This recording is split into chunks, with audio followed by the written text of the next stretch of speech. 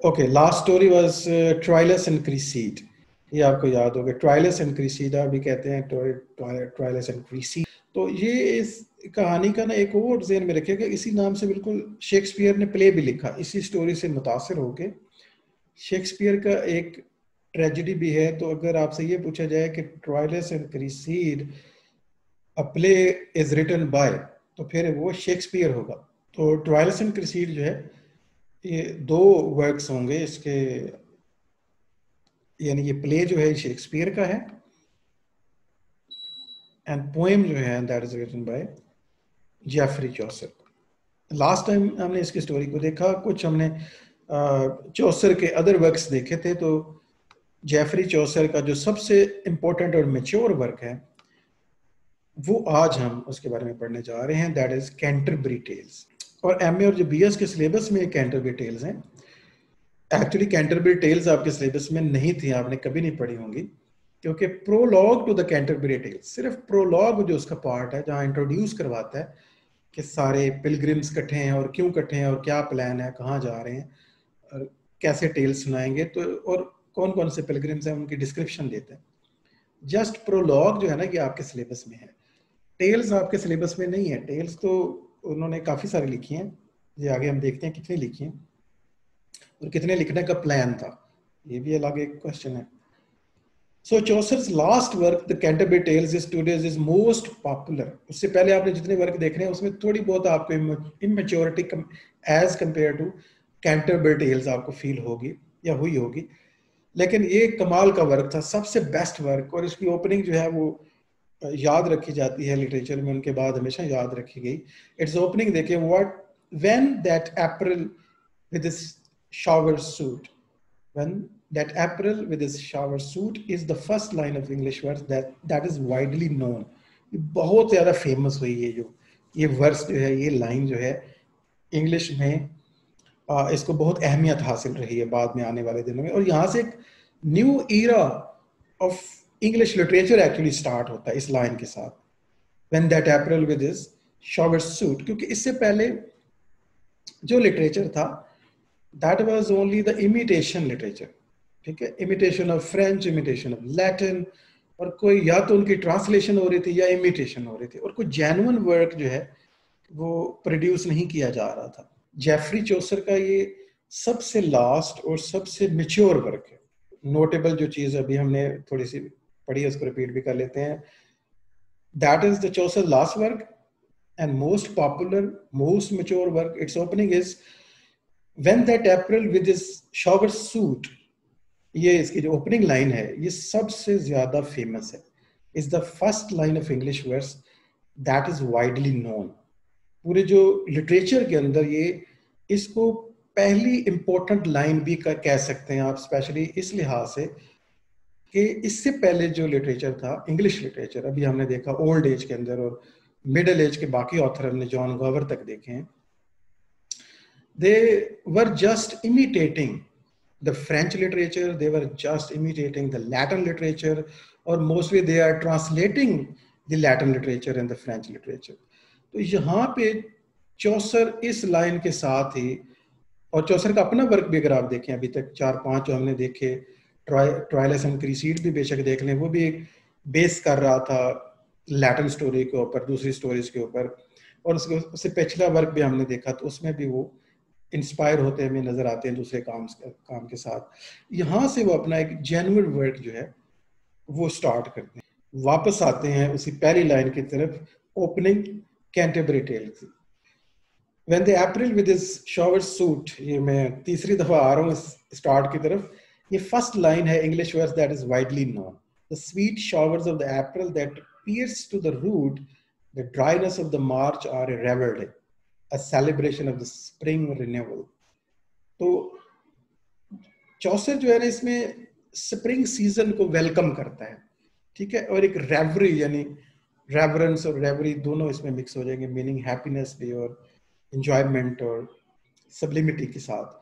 तो so he celebrate the spring season with the opening line के साथ, this opening welcome to the April showers, यानी showers में जो अप्रैल के मंथ में वहाँ कुछ बारिश होती है और धूप निकलती है, बाहर का महीना स्टार्ट होता है इंग्लैंड के अंदर, अप्रैल, मई, जून, जुलाई, ये इनके बहुत अच्छा सीजन होता है जहाँ पे फूल खिलते हैं, बहार होती है उनके यहाँ। हमारे यहाँ सीजन से थोड़ा फर्क है। And the classical god of the west wind is often taken as a starting point of English literature. ये जो गौर करने वाली बात है स्टूडेंट्स, इंग्लिश लिटरेचर यहाँ से स्टार्ट हो रहा है बेसिकली। अब आप कहेंगे कि हमने तो इतना ज्यादा इंग्लिश लिटरेचर पढ़ा, तो वो नहीं था क्या इंग्लिश लिटरेचर? तो वो बेसिकली टेक्निकल सेंस में वो इमिटेशन थी।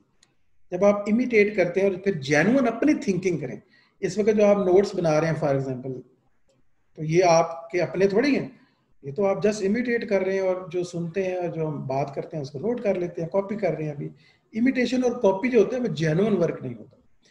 तो ये जो लाइन है ना, यहाँ से इंग्लिश लिटरेचर और इंग्लिश लैंग्वेज का लैटिन और फ्रेंच के साथ अब कंपैरिजन होने जाएगा और इंग्लिश का जेन्युइन लिटरेचर क्रिएट होगा, इसलिए इसको कहा जाता है। और अगर हम इसके और रेफरेंस में जाएं तो 1922, थोड़ा टाइम मशीन के जरिए अगर वक्त में बहुत आगे जाए, 1922 अभी जहाँ पहुंचेंगे तो कोर्स का एंड होने वाला होगा हमारा लिटरेचर का। टी.एस. इलियट एक पोइट है, थॉमस स्टर्न इलियट, जिनका पूरा नाम है थॉमस स्टर्न इलियट। और एक दफा मुझे याद है एक लेक्चरशिप के एग्जाम में इनका पूरा नाम पूछ लिया गया था, आखिर क्या नाम है इनका। Thomas Stearns Eliot began his lament for civilization, the waste land, जो उनकी पोएम है जो 1922 में वो लिखते हैं, जहाँ पे वो he lament for the western civilization जो है कि खोखली हो गई है, इसमें कुछ नहीं है, काफी एक उनका सैड किस्म की एक राइटिंग है the waste land.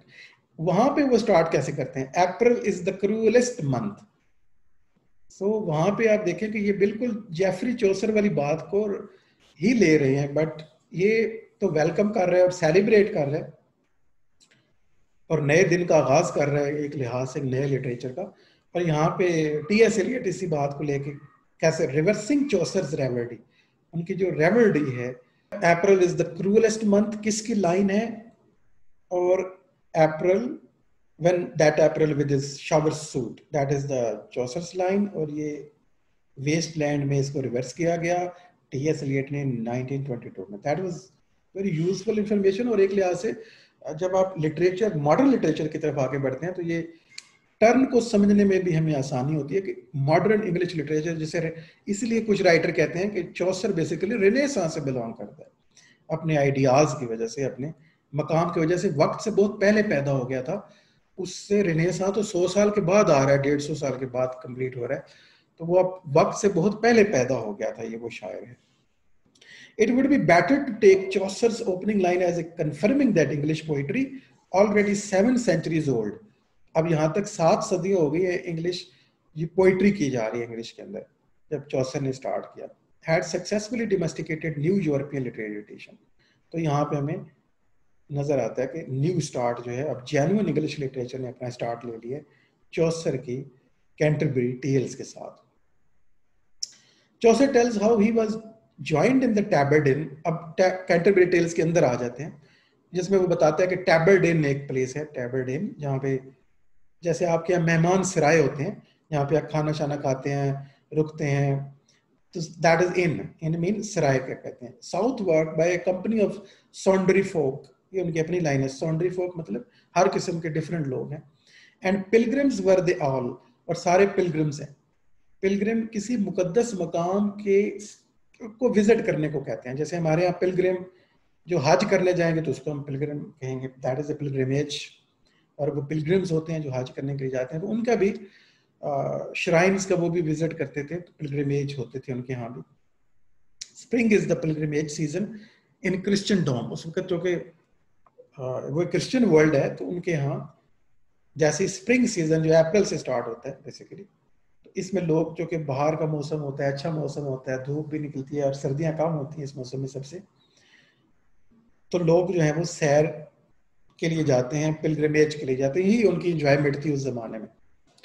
The innkeeper proposes a tale telling game. अब टैबर्ड इन में जब लोग इकट्ठे होते हैं, यहाँ से उन्होंने आगे इकट्ठा सफर करना है और मिलकर सफर करना है, क्योंकि जो ट्रैवल होता था वो घोड़ों पे, गधों पे, कॉट्स के ऊपर या पैदल, इसी तरह लोग सफर करते थे। पुराना टाइम था तो गाड़ियां तो थी नहीं, कि अलग अलग अपनी मर्जी से टाइम पे जाए थे, तो मिल के जाते थे ताकि कोई चोर डाकू भी ना पड़ सकें और उनको कोई नुकसान ना हो, ताकि इकट्ठे रहेंगे तो महफूज रहेंगे।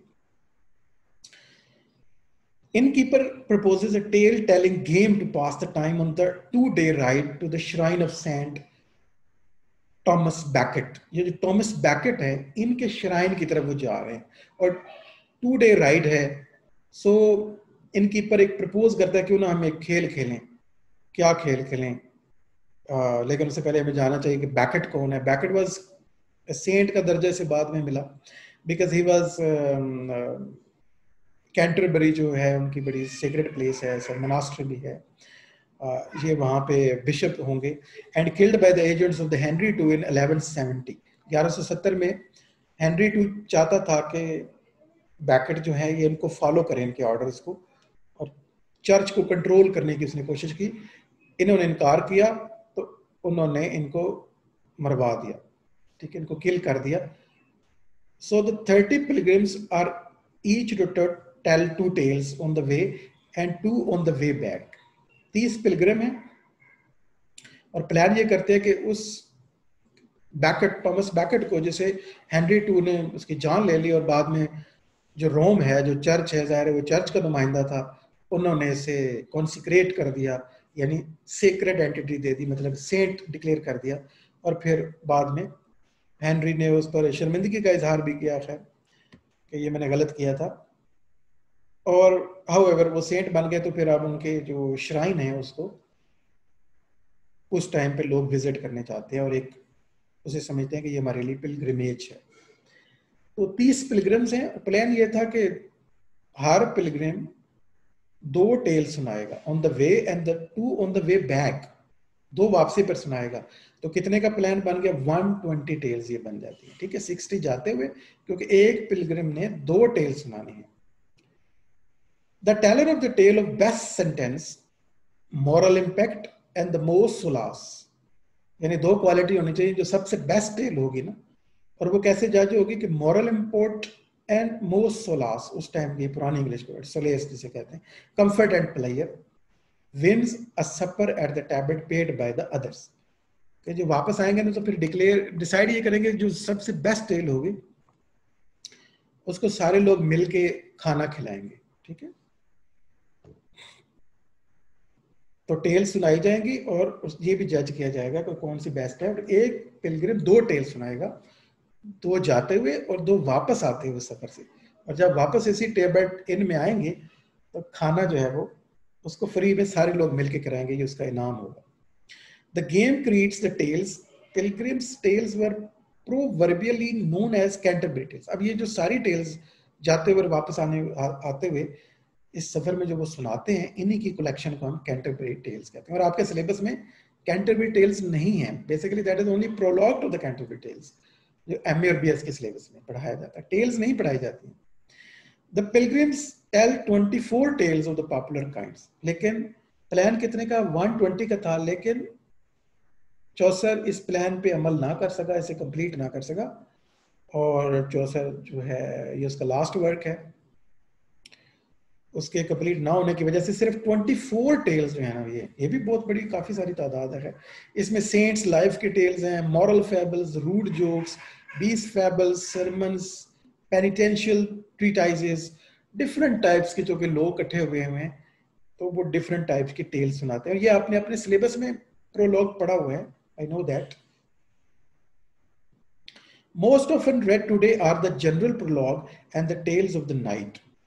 ठीक है, ज्यादातर लोग जो चीज पढ़ते हैं, एक तो जनरल प्रोलॉग जो आप एमए और बीएस के हमारे यहाँ सिलेबस में पढ़ाया जाता है, and the tales of the knight miller, ये ज्यादा फेमस है। Tales of the knight, tale of the miller, the wife of the bath and the merchant, the franklin and the partner and the nun's priest. Less often those of the cook, the reeve, man of the law, the friar, summoner, cleric, shipman, and the prioress and sartopaz। ये कुछ नाम हमने लिए हैं tales, ये जो character हैं अपनी टेल्स सुनाते हैं। इनकी अगर आप जानना चाहते हैं कि 30 पिलग्रिम्स कौन से हैं, तो आज आप दोबारा से सिलेबस में जाके देख सकते हैं उन 30 के 30 जो नाम है। लेकिन टेल्स कौन कौन सुनाते हैं? सिर्फ 24 टेल्स आर मेंशन है। पूरा प्लान जो है वो कितना था? 120 टेल्स का था, और सिर्फ 24 टेल्स एक्चुअली में चौसर लिखने में कामयाब हुआ। The moral tales are neglected, we prefer the clowns. यहाँ पे माइकल अलेक्जेंडर में बताना चाह रहे हैं कि आजकल जो टेल्स फेमस हैं, मोस्टली जो मॉरल टेल्स हैं उनको आज ज्यादा इतनी हैसियत नहीं दी गई। आजकल जो टेल्स फेमस हैं वो ज्यादातर क्लाउन्स वाली जो टेल्स हैं वो ज्यादा फेमस है। The pilgrims do not behave well, they banter and tease. अब जा तो ये पिलग्रिमेज कर रहे हैं, एक लिहाज से हज करने जा रहे हैं या किसी मुकद्दस मुकाम के विजिट को जा रहे हैं, तो उनको बड़ा सीरियस होना चाहिए था, सारी चीजें होनी चाहिए, लेकिन इनकी टेल्स भी आप देखेंगे कितनी खौफनाक हैं और यानी अपने थीम से कितनी हट कर हैं, जो उस टाइम का होना चाहिए। तो चौसर क्रिटिसाइज करते हैं इनके ओवरऑल बिहेवियर के ऊपर भी। तो sometime they banter and tease to each other, interrupt and quarrel, झगड़े भी होते हैं, इंटरप्ट भी करते हैं टेल्स को। The knight stops the host attacking the partner, okay, and some do not tell tales, और कुछ तो बिल्कुल टेल सुनाते नहीं है कि इस प्रोग्राम पे अमल ही नहीं करते। एंड चौसर टेल्स टू, और कुछ हैं जो 2 टेल सुनाते हैं, मतलब चौसर ने 2 टेल सुनाई। चौसर जो खुद भी एक करेक्टर है उसके अंदर, एक पिलग्रिम है, एज ए पोएट शामिल है उसके अंदर, तो ये खुद 2 टेल सुनाता है, क्योंकि इसकी एक टेल तो वो आधी सुन के कहते हैं कि बस भाई ये ठीक नहीं है। The host halt his first, the role of the pilgrims in its color, chat and variety is a miniature of English society. तो इनकी हम कह सकते हैं that is a miniature English society है। Chaucer praises his creatures, letting us see the imperfections to which they are blind. Okay? तो चौसर highlight करते हैं उनके एज ए ह्यूमन बीइंग, उनको पेट करता है, कोई आइडियलाइज नहीं करता कि ये मैन ऑफ गॉड है या चर्च का मॉन्क है या फ्रायर है या प्रीस्ट है या नन है। तो ये जैसे इसने एक्सपीरियंस किया, हमने लास्ट लेक्चर में पढ़ा था चौसर के पास कितना तजुर्बा है, ये तो कल आपने सीखा था, कितनी पोस्ट पर रहा और कितने कंट्रीज उसने विजिट किए और कितनी सिविल सर्विस में उसने बहुत ज्यादा काम किया। He loves the prioress ladylike table manners and admire the fat monk's beautiful boots. When the monk disputes a text which says that a monk out of his cloister is not worth an oyster, Chaucer agrees. यानी किसी पे वो इनकार नहीं करता, अपनी को खास मतलब ह्यूमरस वे में चीजों को डिस्क्राइब करता है, आयरनी को यूज करता है, बिल्कुल सरकास्टिक नहीं हो जाता, और आयरनी में और ह्यूमर के साथ वो एग्री करता है। तो एग्री होने से हमें पता चल जाता है वो लाइट ले रहे हैं इन चीजों को। जब मॉन्क कहता है कि जो सीक्रेट टेक्स्ट हैं वो कहते हैं कि मॉन्क को ऐसा होना चाहिए ऐसा होना चाहिए, तो वो एग्री नहीं करता, तो वो कहता है बिल्कुल, एंड आई सेड, ये उनकी लाइन है चौसर की, देखें, and I said his opinion was good, कहते हैं बिल्कुल मैं समझता हूं उसका ख्याल बिल्कुल ठीक है। तो ये एक ह्यूमरस वे में क्रिटिसाइज किया उसने उस बिहेवियर को। तो हम कह सकते हैं उसकी राइटिंग है लाइट है, ह्यूमरस है, और आयरनी बहुत ज्यादा यूज की गई इसमें। आयरनी जब आप कह कुछ हो रहे हो और एक्चुअली आपका मतलब कुछ और हो, इसे आयरनी कहते हैं। जैसे and I said his opinion was good, बज़ाहिर कह रहा है कि मैं कहता हूं इसका ख्याल बिल्कुल ठीक है, यानी उसने, लेकिन उसकी टोन हमें बता रही है कि वो कह रहा है कि इसका ख्याल ठीक नहीं है। That is called irony. Chaucer's disciple Lydgate testifies that Chaucer's irony often directed at professional advice. तो चौसर के बाद अगली जो सदी है 15th सेंचुरी, उसमें लिडगेट कहते हैं चौसर को फॉलो करते नजर आते हैं, पोएट, मैंने हाईलाइट भी किया इसको। He says that the lawyer nowhere so busy a man as he that nurse, and yet he seems busier than he was. अब लॉयर के बारे में अगर कोई उससे ज्यादा बिजी नहीं, और he looks busy but do nothing वाला सीन था। उसके बारे में इसकी जो लाइंस हैं भी हमें पता चल रहा है कि ये आयरनी है। The doctor is easy of dispense, slow to spend money, and for he kept the what he won in pestilence, यानी प्लेग में। और डॉक्टर पे क्रिटिसाइज क्या करता है कि वो पैसे खर्च करने में मतलब नहीं करता, बहुत कंजूस है वो कहना चाह रहा है, और हमेशा सारे पैसे बचा के रखता है, और खासतौर पे जब प्लेग आता है, पेस्टिलेंस आता है, तो डॉक्टर जो हैं वो अपने पैसे बना लेते हैं। Chaucer's casual comments, usually innocent, are sometimes deadly. Sometimes बड़ी सादा सा कमेंट देते हैं, it feels very deadly. He is an ironist, not a satirist. On strict sense में satir है satirist, लेकिन cruel meaning में नहीं है। His comedy flickers between human sympathy and an absolute morality. Absolute morality और sympathy के दरमियान है. His knight, parson and the plowman are ideal. Defender of the faith, pastor, worker, his cleric of Oxford too is an ideal character. अगर इसके थोड़े बेहतर character देखें जिन पे इसमें कम irony use की है तो हम कह सकते हैं कि knight को इसने अच्छे तरीके से समझा, अच्छा समझा है, अच्छा इंसान माना है उसको. पार्सन और प्लोमैन को भी ये आइडियल समझता है और क्लर्क ऑफ ऑक्सफोर्ड यानी ऑक्सफोर्ड का जो स्टूडेंट है उसको भी वहां पे ये उस टाइम पे से क्लर्क कहा जाता था. आयरनी सेइंग वन थिंग, या मीनिंग भी मैंने अलग बॉर्डर कर दिया था. One thing while meaning another. Irony का क्या मतलब है? सटायर अटैकिंग वाइस और folly by means of the ridicule और सरकाज़म.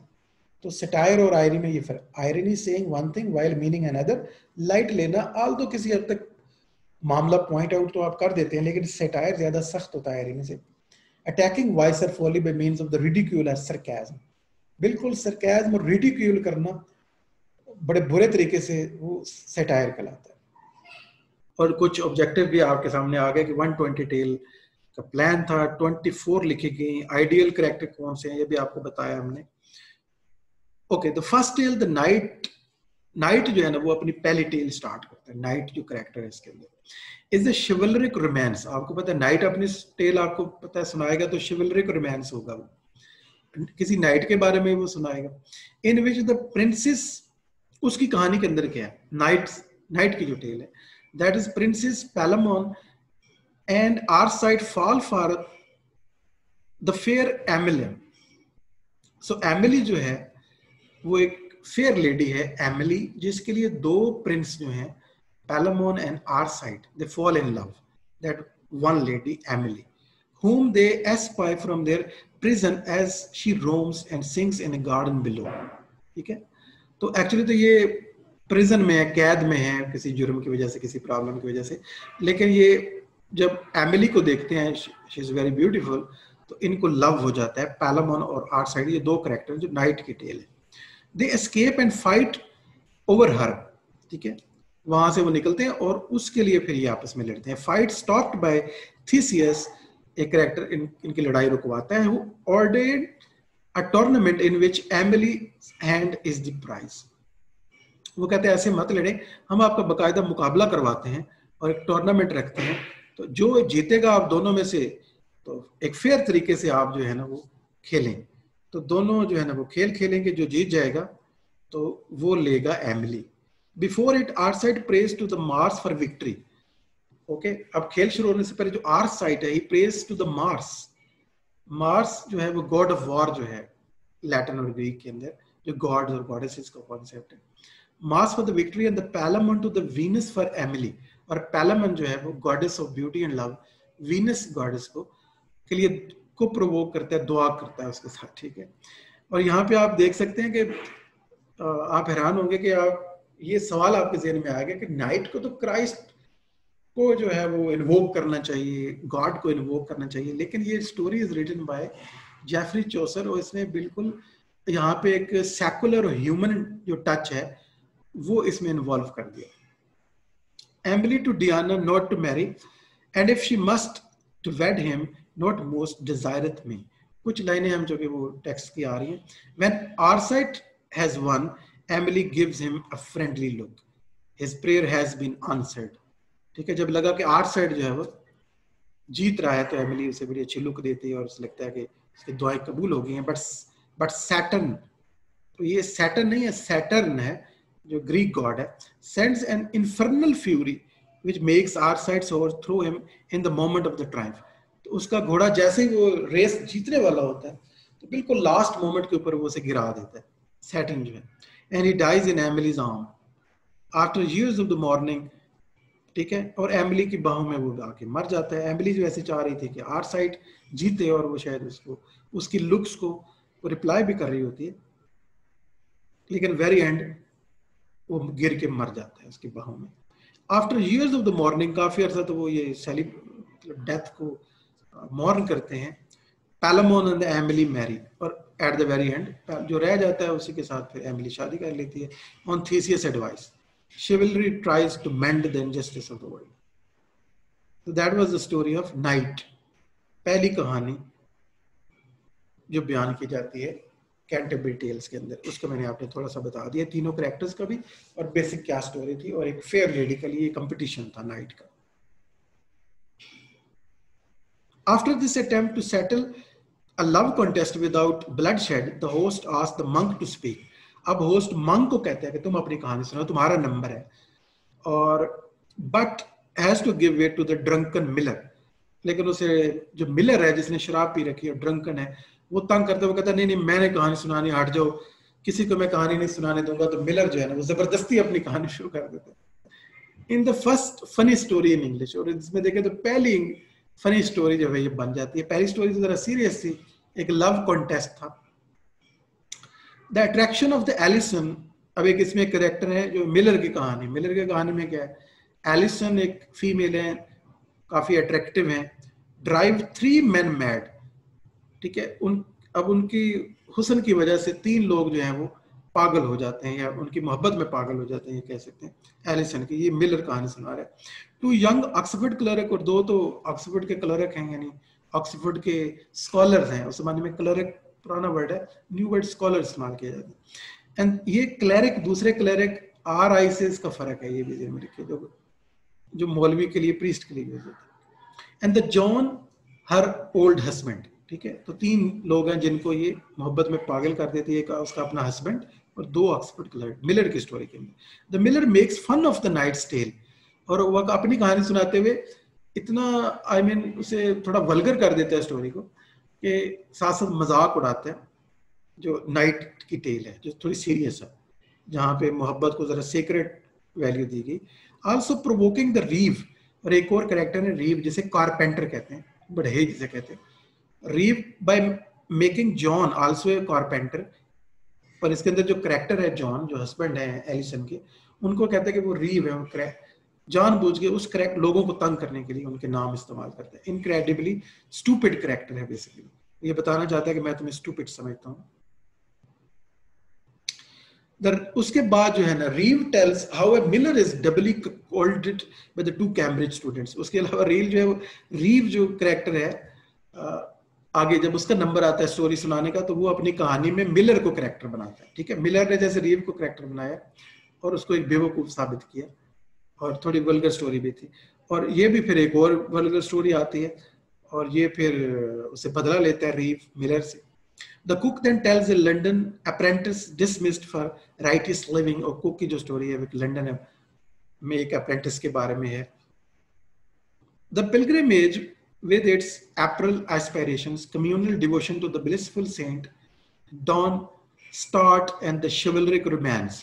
अब इसका जो कहानियां कमेंट्री करता है हमारा ऑथर जो है, इसे इसके किस तरह शिवलरिक रोमांस से कहानी स्टार्ट होती है, falls to the sexual comedy, miller की सेक्सुअल कॉमेडी है सारी वो, in Oxford and farce in the Cambridge, और फिर उसके बाद जो अगली कहानी उसके रिवर्स में आती है तो वो फार्स है।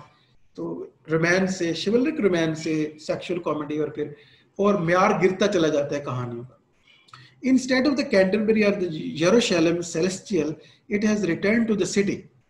तो होना तो ये चाहिए था कि ये सारे पिलग्रिमेज थे, पे जा रहे थे, पिलग्रिम्स थे, तो इनका फोकस कहाँ पे होता कि मुकद्दस मकाम की सैर के लिए जा रहे हैं, तो इनका ध्यान उधर होता, और कहानियों में वो टच होता, वो सेक्रेडनेस होती, वो कोई रिलीजन नजर आता है इनका। तो बजाय इसके कि इनकी सारी कहानियां सिटी से बिलोंग कर रही है, जिधर से ये छोड़ के जा रहे हैं।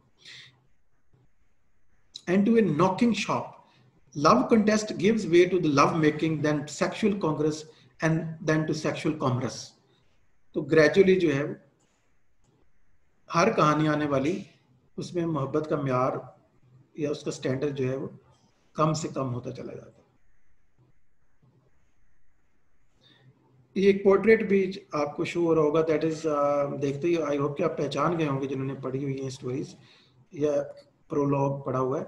ये वाइफ ऑफ द बाथ है, वाइफ ऑफ बाथ जो कैरेक्टर है,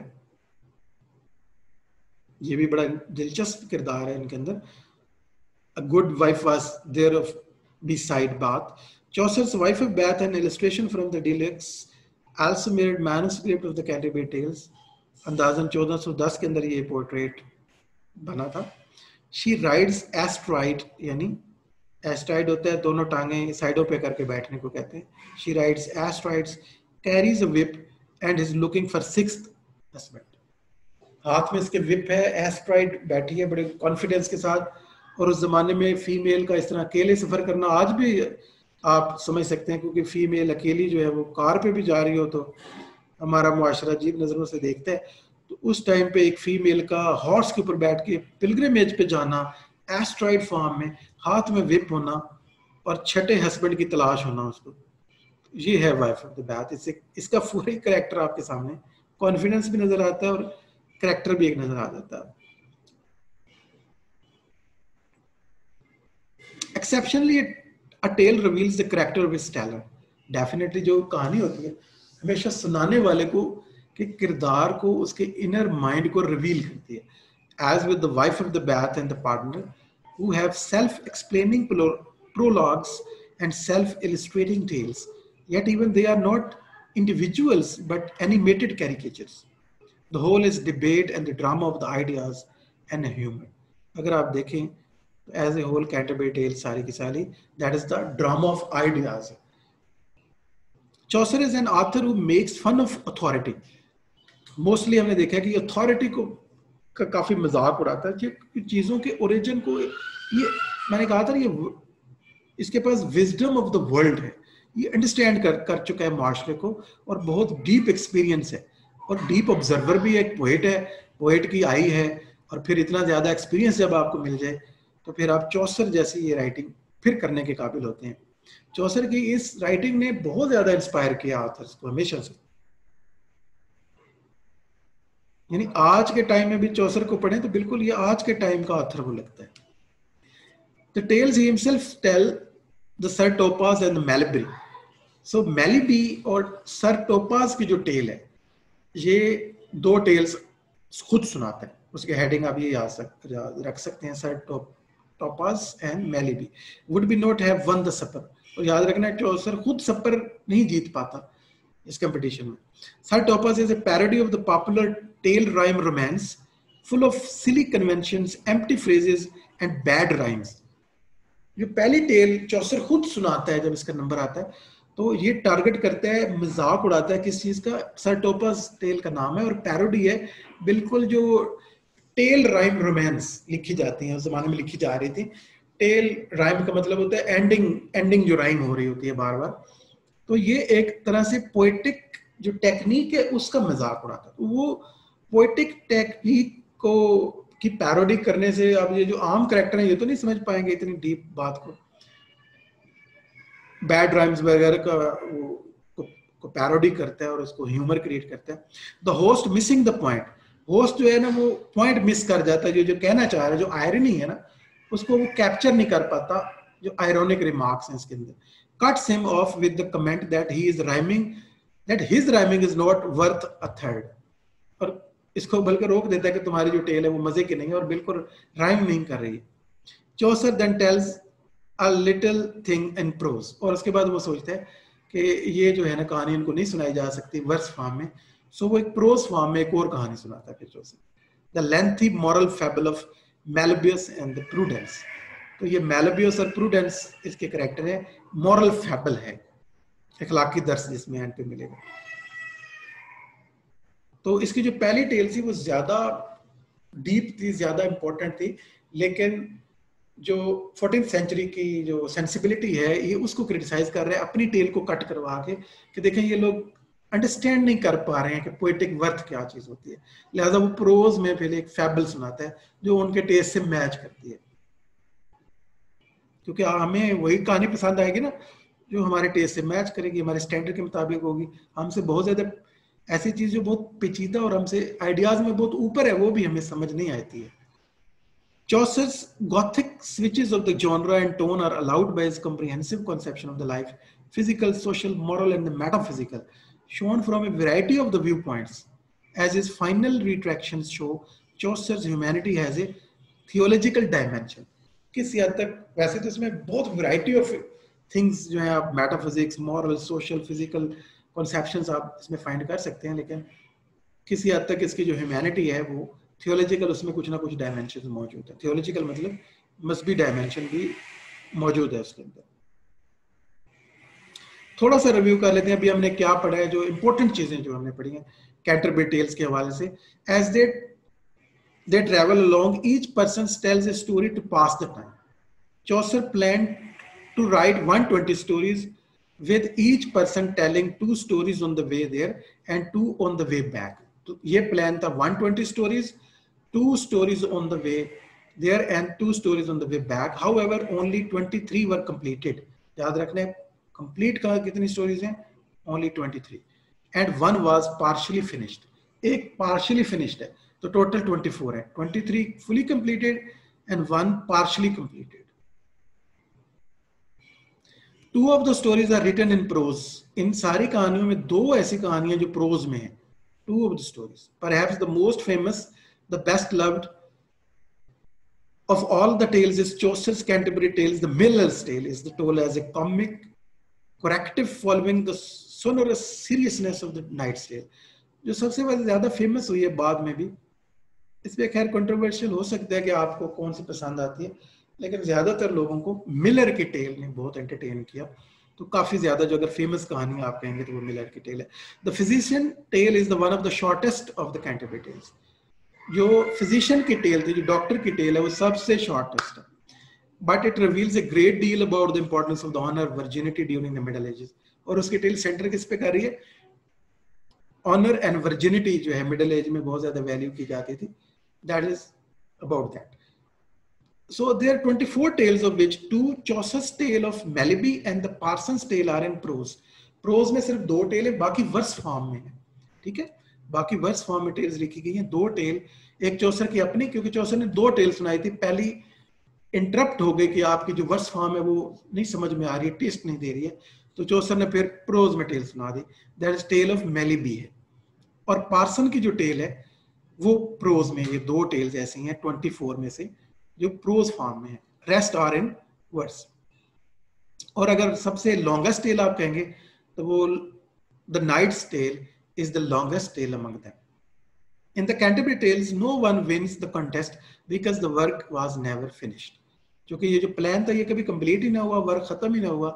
तो याद रखना है कि कॉन्टेस्ट किसी ने नहीं जीता था, सब पर किसी को ना मिला, because work was never completed. The Parson's Tale, the final of the 24 stories in the Canterbury Tales by the Geoffrey Chaucer. तो आखिरी कहानी किसने सुनाई थी 24 में से? अगर देखें यहाँ पे ये खत्म हो जाती है, the Parson की टेल है. That is the last tale. The tale is lengthy prose sermon on the 7 deadly sins. ये जो पार्सन की कहानी थी ये काफी एक सरमन टाइप है उन्हें, क्योंकि पार्सन एक आइडियल कैरेक्टर भी है, बड़े नेक इंसान समझे जाते हैं, उनको कंफर्म किया है चौसर ने. तो 7 डेडली सिंस. तो अब क्रिश्चियनिटी में 7 डेडली सिंस क्या होते हैं ये आपने खुद देख लेना है. 7 डेडली सिंस क्या है ये मैं आपको काम दे रहा हूँ साथ साथ. आ जाए जी 15th सेंचुरी में. याद रखें चौसर 14th सेंचुरी में ही उनकी डेथ हो गई. और उसके बाद जो अगली सदी है इसके बाद रेनेसां है. 15th सेंचुरी अभी हमारी बाकी है.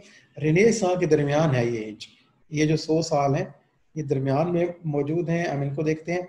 चौसर and Gower buried outside the city of London. अपने टाइम में आपको याद होगा मैंने बताया था कि Chaucer were born in city, walled city of London. उस वक्त लंदन में 30,000 लोग रहते थे और वो वॉल्ड सिटी थी. तो चौसर और गॉवर की जब डेथ होती है तो उनको शहर के बाहर यानी वॉल के बाहर जो है ना कब्रिस्तान में दफन किया जाता है. In the churches in the Westminster in the Southwark next to each other they had lived. So Gower और चौसर जो है ना बिल्कुल साथ साथ इनकी कब्रें बनती हैं. दोस्त भी रहे थे. और ट्रायलस एंड क्रीसीड चौसर ने गॉवर को डेडिकेट भी की थी, ये भी आपको याद होगा, और करेक्ट करने के लिए भी दी थी. तो एक दूसरे की मदद भी करते रहते थे. आल दो चौसर ने तीनों जबानों में लिखा, सॉरी गॉवर ने, और चौसर ने सिर्फ इंग्लिश में लिखा.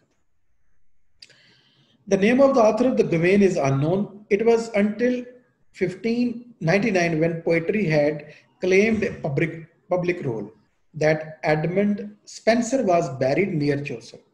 ठीक है, बहुत आगे जाके जब 1599 आता है, बिल्कुल एंड है इसका 16th सेंचुरी का, अगली जो रेनेसां आ जाएगी. When the poetry had claimed a public role, Edmund Spenser was buried near Chaucer in Westminster Abbey. In that became a poet's corner. तो ये जो जगह जहाँ पे चौसर और गौवर उस कब्रिस्तान में जिस कॉर्नर पे इनको दफन किया गया था शहर के बाहर, बाद में जब एडमंड स्पेंसर की डेथ होती है, जो एक और पोइट है बड़े फेमस हैं, एडमंड स्पेंसर जो हैं, इनको चौसर के पास दफन करते हैं, तो बाद में ये पोइट्स कॉर्नर कहलाया। उसके बाद जितने भी शायर आएंगे आगे, आप देखिएगा कि वो चाहेंगे कि उनकी जो ग्रेव है ना, वो पोइट्स कॉर्नर में उनको दफनाया जाए। ये पोइट्स का कब्रिस्तान बन जाता है बाद में, और यहाँ पे सबसे पहला जो शख्स है वो चौसर है।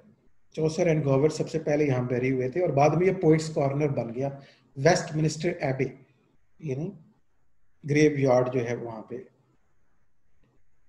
Of Chaucer's avowed followers, only the Scots and the Spenser approach his quality. अगर देखा जाए तो चौसर के फॉलोअर्स में से जो चौसर के स्टैंडर्ड तक पहुंच पाता है इसकी शायरी के, तो एक तो सर वाल्टर स्कॉट्स हैं, एंड सेकंड इज स्पेंसर, जो आने वाले में हम देखेंगे कि जो इसके करीब आए हैं, जो इसके स्टैंडर्ड को मीट करते हैं। तो स्पेंसर जो है ना वो सही इसके शागिर्द हैं, आल्दो बीच में काफी टाइम का डिफरेंस है। There was good English writing in the 15th century in lyric and drama and the prose, but no major poet. तो चौसर के बाद ये जो अगला टाइम है, काफी 80-90 years है, इसमें कोई बड़ा शायर हमें नजर नहीं आता, ठीक है। आल्दो कुछ प्रोज, कुछ लिरिक, कुछ ड्रामा लिखा गया, लेकिन मेजर पोएट आगे चल के स्पेंसर आएगा, उससे पहले कोई नहीं है। हाँ, टॉमस हुकलीव कॉल्ड चौसर हिज फादर। उसके बाद फौरन बाद आते हैं टॉमस हैकलीव जो है, ये कहते हैं चौसर मेरे रूहानी बाप है मेरे, लैकिंग हिज मास्टर स्किल। और प्रॉब्लम ये है कि उनमें अपने फादर या मास्टर वाली वो स्किल्स नहीं है, उनको फॉलो करने की जो कोशिश करते हैं, इमिटेट करते हैं, जेन्युइन पोइट्री ना कर सके। Unlike poor Hoccleve, John Lydgate a monk did well out of English verse, और उनसे थोड़ा सा बेहतर काम किया है जॉन लिडगेट ने। तो इनके दो इमीडिएट फॉलोअर थे चौसर के, टॉमस हॉकलीव और जॉन लिडगेट। तो लेकिन इन दोनों का काम स्पेंसर जितना अच्छा नहीं है। स्पेंसर ने तो बिल्कुल चौसर के बराबर जाके काम कर दिया। His Troy book was written for Henry V लिडगेट की बुक की बात की जा रही है। ट्रॉय बुक हेनरी V के लिए इसने लिखी। His version of the pilgrimage of the life of the man for the Earl of Salisbury, his fall of prince for the Humphrey, Duke of Gloucester। तो लिडगेट का थोड़ा सा काम रिमार्केबल है हॉकलीव से, लेकिन अगर आप ये इनके काम को भुला भी देते हैं तो कोई इतना इशू नहीं है। बस इतना याद रखें, उनके इमीडिएट जो डिसाइपल्स थे, जो शागिर्द थे, वो टॉमस हॉकलीव और जॉन लिडगेट हैं, लेकिन वो उनके स्टैंडर्ड को मीट नहीं कर पाते, इमिटेट करते हैं। मोस्ट ऑफ द लिडगेट्स 1,45,000 लाइन से the expected thing in A decorated style without Chaucer's rhyme, verb and intelligence. मसला ये है कि चौसर की इंटेलिजेंस कहाँ से लाएं, ठीक है। चौसर का जो रिदम है वो हम इनकी वर्क में मिस होता हमें नजर आता है। तो ये इमीडिएट फॉलोअर है, लेकिन स्टैंडर्ड में चौसर को मीट नहीं कर सकते। लेकिन चौसर के बाद जो थोड़ा सा टाइम था, इसमें ड्रामा जरूर तख्लीक हुआ, हम देखते हैं कि, लेकिन ड्रामा भी वो रेनेसां में जो शेक्सपियर जो लेवल ले जाएगा, मार्लो जहां ड्रामे को ले जाएगा, वो ड्रामा तो नहीं था। ड्रामा अभी रिलीजन के अंदर लिपटा हुआ था, रिलीजन के कवर के अंदर। चौसर की पोएट्री आप देख रहे हैं, बिल्कुल कहीं भी आपको उस तरह से मजहबी टच उसमें नजर नहीं आता। उसने रिलीजन के क्लॉक को ब्रेक करके जेन्युइन लिटरेचर जो है वो वहां से निकला है चौसर की पोएट्री के अंदर से। ड्रामा कौन सा लिखा गया? मिस्ट्री प्लेज लिखे गए और मोरालिटी प्लेज लिखे गए।